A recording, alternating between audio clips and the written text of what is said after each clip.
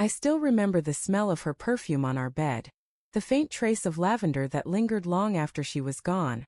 It used to comfort me. Now it makes my stomach twist. It was a Tuesday morning when Emma told me she had to fly to Vermont. Her voice trembled just enough to make me believe her story. "Dad's sick again," she said, throwing clothes into her suitcase with shaky hands. "He's in the hospital. I don't know how bad it is this time." I didn't question it. Why would I? This was my wife, my partner of 9 years. The woman who held me through my mother's funeral, who stayed up with me when I lost my job, who promised me that nothing would ever break us. So I kissed her forehead, told her to drive safe, and offered to come along. She said no. "Don't worry about it," she insisted. "It's just for a few days. I'll call when I get there." That was the first lie. At first, I didn't notice anything strange. Emma texted me that evening. "Landed safe. Heading to the hospital. Love you." Then again the next morning. "Dad's doing a bit better today. I'll keep you updated." Everything seemed normal, until I called her father myself. "Hey Tom," I said over the phone, smiling out of habit. "Just wanted to check in. How are you feeling?" There was a pause. A confused pause. "I'm fine, son," he replied. "Why do you ask?" I froze. "Emma said you were sick. That you were in the hospital." Tom chuckled, though it wasn't a laugh. It was the kind of bewildered sound someone makes when they're trying to figure out what's going on. "Hospital? No. I haven't been to the hospital in months." The phone slipped in my hand. My pulse began to race. "Wait, are you sure she didn't come visit?" He hesitated now. "I haven't seen Emma in weeks." The world tilted beneath me. That night I didn't sleep. I replayed every detail from the past week. Her sudden distance, her phone always on silent, the nervous glance she gave me when she packed. I told myself there had to be another explanation. Maybe she didn't want to worry me. Maybe she was helping someone else. Maybe. No. Something inside me snapped. The next morning I did something I never thought I'd do. I called a private investigator. His name was Jeff. Gray beard, worn leather jacket, the kind of man who'd seen too many broken hearts. "Tell me everything," he said. So I did. Every text, every call, every gut feeling. He scribbled notes, then looked up. "You said she claimed she was in Vermont?" "Yes." He nodded. "I'll find out where she really is." I felt sick even hearing those words. But a part of me already knew, I just needed proof. 3 days later, Jeff called me back. "I've got something," he said. I met him in a coffee shop downtown. He slid an envelope across the table, thick, heavy, like it contained the weight of the truth itself. Inside were photos. Emma standing under palm trees, laughing. A man beside her. They were holding hands.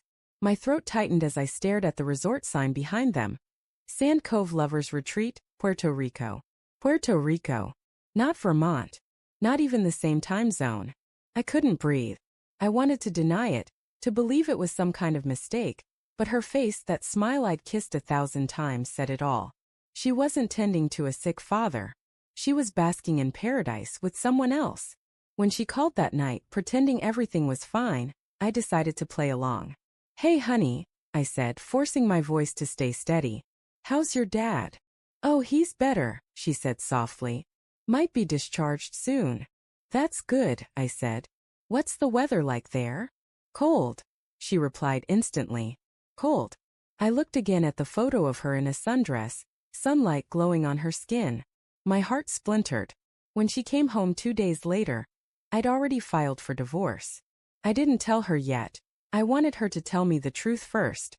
She walked in with that same lavender scent, suitcase in hand, eyes bright with fake exhaustion.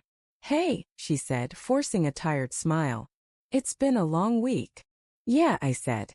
"Must have been." We stood in the kitchen, silent, the air thick with unspoken words. "How's your dad?" I asked. She hesitated. "He's okay now. Just needs rest." "Good," I said, sliding a folder across the counter. "Because I called him. He said he hasn't been sick." Her face went pale. The mask slipped. What?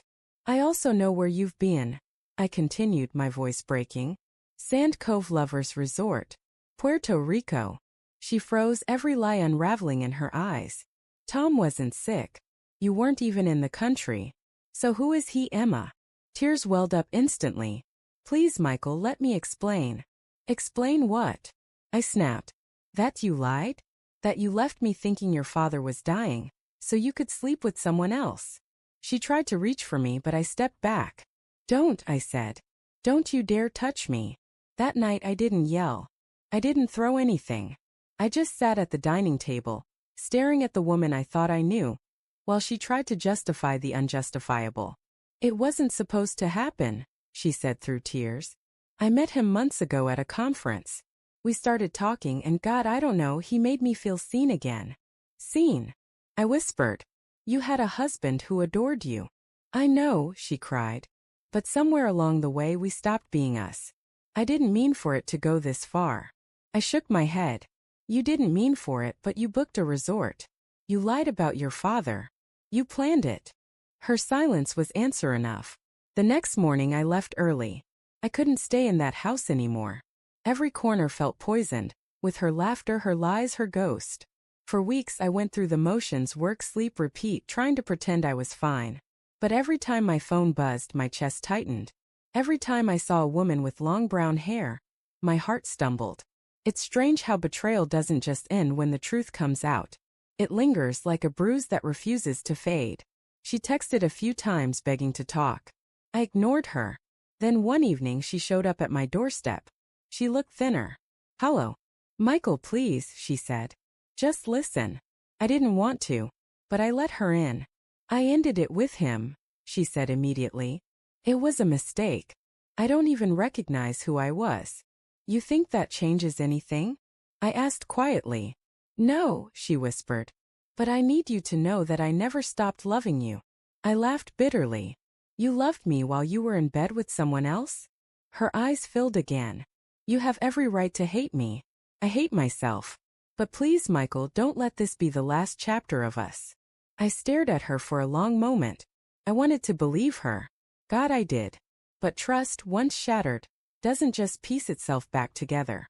You already ended us, I said finally. The day you packed that suitcase. She broke down right there. On the same floor where we once danced on our anniversary night. I didn't comfort her. Not this time. The divorce went through 2 months later. She didn't contest anything. I kept the house, though sometimes I wish I hadn't. Every room carries an echo of her. Sometimes I catch myself remembering the good years. The morning coffee runs, the quiet evenings, the laughter. Then I remember the photos. The lies. The way she sat cold while standing under a tropical sun. That's when I remind myself.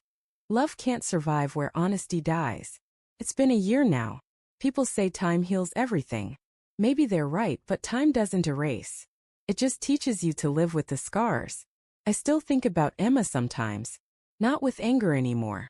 Just with a kind of distant ache, like remembering a song you used to love but can't listen to anymore. Last month I got a letter from her. No return address, just her handwriting. Inside was a single line. I hope one day you'll forgive me.